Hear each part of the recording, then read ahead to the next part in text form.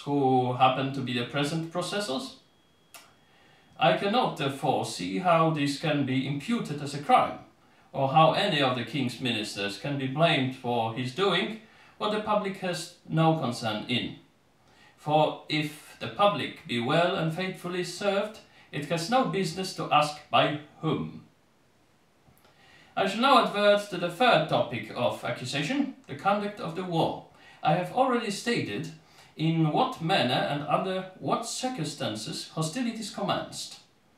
And as I am neither general nor admiral, as I have nothing to do either with our navy or army, I am sure that I am not answerable for the prosecution of it. But were I to answer for everything, no fault could, I think, be found with my conduct in the prosecution of the war.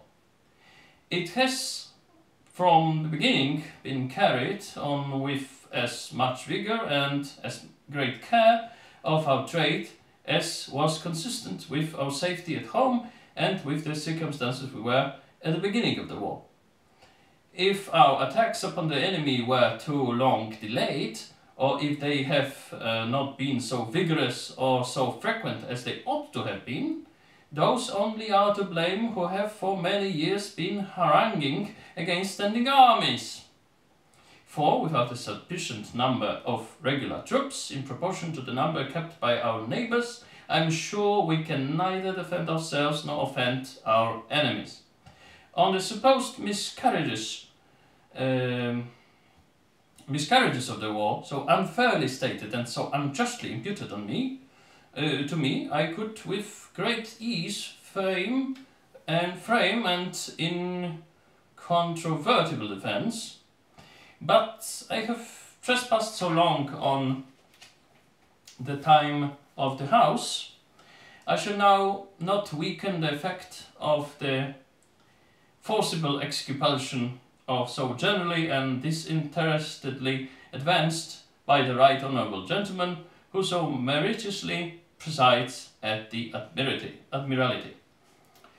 If my whole administration is to be scrutinized and arraigned, why are the most favourable parts to be admitted? If facts are to be accumulated on one side, why not on the other? And why not I be permitted, may I not be permitted to speak in my own favour? Was I not called by the voice of the King and the nation to remedy the fatal effects of the South Sea project and to support declining credit? Was I not placed at the head of the Treasury when the revenues were in the greatest confusion? Is credit revived, and does it now flourish? Is it not at an incredible height, and if so, to whom must the circumstance be attributed? Has not tranquillity been preserved both at home and abroad, notwithstanding a most unreasonable and violent opposition? Has the true interest of the nation been pursued, or has trade flourished? Have gentlemen produced one instance of this exorbitant power, of the influence which I extend to all the parts of the nation, of the tyranny with which I oppress those who oppose me, and by liberality with which I reward those who support me?